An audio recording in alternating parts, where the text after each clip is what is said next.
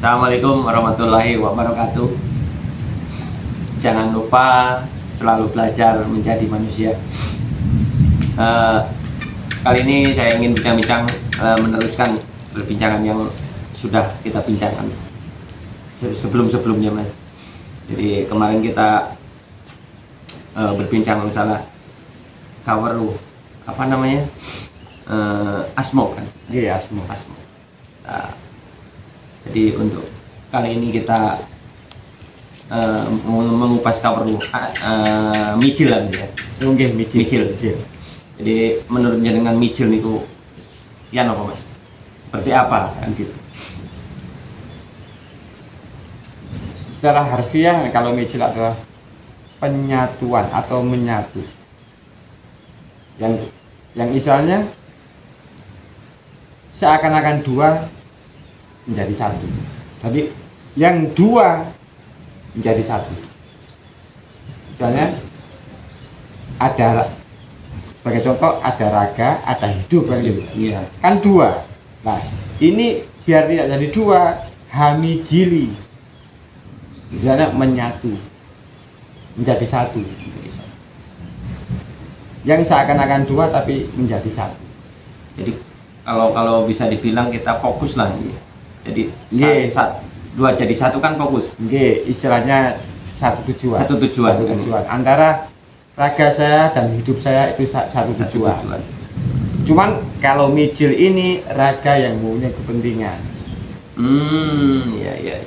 Makanya dalam micil ini kan ada istilahnya, ada unen-unen untuk istilahnya untuk micil atau menyatu. Iya. Untuk menyatu. Kalau dalam ajaran agama Islam, istilahnya kalau kita mau melakukan aktivitas kehidupan sehari-hari, kita Bismillahirrahmanirrahim. Penyatuan lah ya. Kita sebagai manusia meminta izin Tuhan, meminta izin Allah Subhanahu wa Ta'ala untuk melakukan sebuah aktivitas atau berbagai aktivitas seperti itu. Jadi kalau dibilang kita apa namanya, dari asmo tadi itu, untuk micil ini kita apa, minta izin gitu ya, Mas ya, minta izin gitu kan.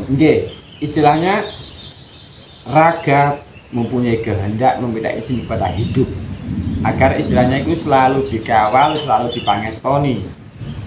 Misalnya saya micil mau bekerja supaya dalam pekerjaan saya terhindar dari mara bahaya atau melakukan sesuatu yang merugikan orang lain atau alam semesta ini.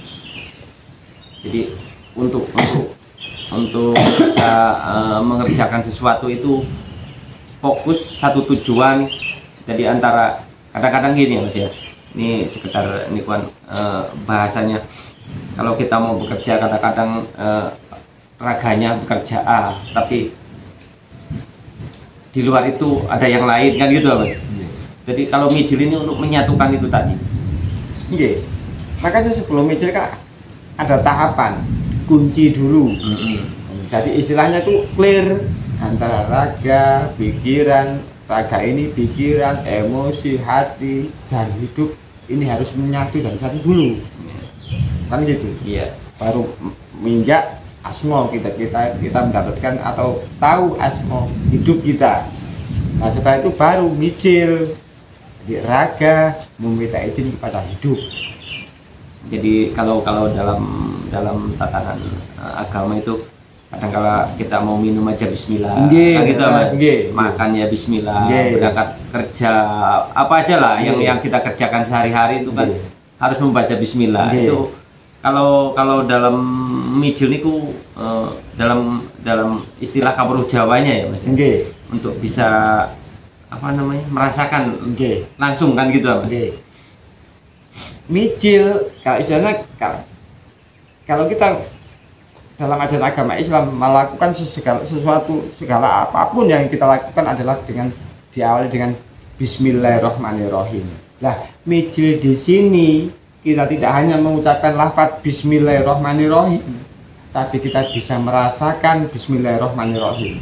kita mengalami bismillahirrahmanirrahim, kita menyadari bismillahirrahmanirrahim, dan kita benar-benar mendalami yang namanya bismillahirrahmanirrahim, bukan hanya sekedar lafaz.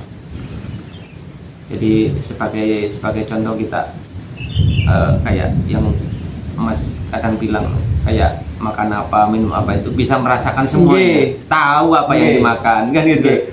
Kayak kan gini Mas, kalau sama hanya sekedar melafatkan ini kopi, kan hanya melafatkan. Iya. Sama melafatkan hanya kopi. Tapi Mijil di sini sama bisa melafatkan ini kopi, dan sama bisa merasakan rasa kopi, dan sama tahu apa manfaat kopi bagi tubuh sama. Itu sebenarnya inti dari Mijil. Dan istilahnya ketika sama sukses belajar Mijil istilahnya, kan terus berproses iya. Proses panjang Mijil.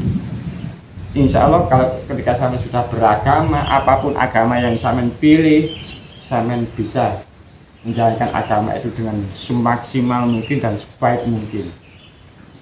Lebih istilahnya sama bukan hanya sekedar istilahnya Islam KTP atau Hindu KTP atau tidak KTP, iya. tapi sama beragama dengan sepenuh hati dan sepenuh jiwa sampai.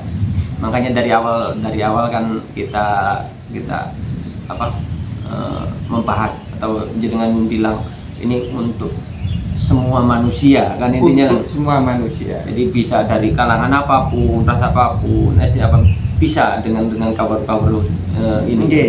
Jadi terus bahasa yang saya ingin tanyakan juga, bahasa apa namanya Jawa itu Mas, itu Jawa itu suku atau dalam bahasa yang bisa sampai jelaskan itu Mas? Jawa di sini bukanlah suku Jawa, bukan. Nah, ini kan harus diluruskan namanya. Jawa di sini bukanlah Jawa suku. Tapi Jawa di sini adalah puncak kesadaran, atau dalam ajaran agama Islam ma'rifatul ma'rifat. Sampeyan tahu kemanusiaan sampean, apa tugas menjadi manusia, apa yang harus dilakukan manusia. Ini Jawa ini bukan Jawa suku. Jawa adalah ketika sampean sudah menjadi tak terbatas, kesadaran sampean, pemahaman sampean, cinta kasih sampean kepada seluruh makhluk di dunia ini, itu adalah Jawa. Jadi pantasan ada orang bilang, ayo awak muka patek Jawa di bahasa Jawa kan gitu. Ini kan bahasa ini kan kalau kita memahami kan, oh bukan suku ya, intinya kan gitu. Jawa di sini yang saya bicarakan atau yang kita bahas di sini bukanlah Jawa atau suku Jawa, bukan. Jawa adalah kedalaman yang tak terbatas. Kita sebagai manusia itu adalah tak terbatas sebenarnya. Tinggal kita berani nggak menjelajahi ketidakterbatasan kita sebagai manusia. Tapi kebanyakan diri kita adalah membatasi kita sebagai manusia. Dengan contoh sehari-hari, sering kita melafatkan dengan tidak sadar, kalau saya ini hanya manusia biasa. Nah, gitu. Iya. Yang selalu kan itu. Padahal kalau kita bisa melampaui itu, kita sebagai manusia diberi hak oleh Tuhan yang menciptakan manusia, siapapun itu, Tuhan itu sesuai dengan kepercayaan masing-masing atau agama masing-masing.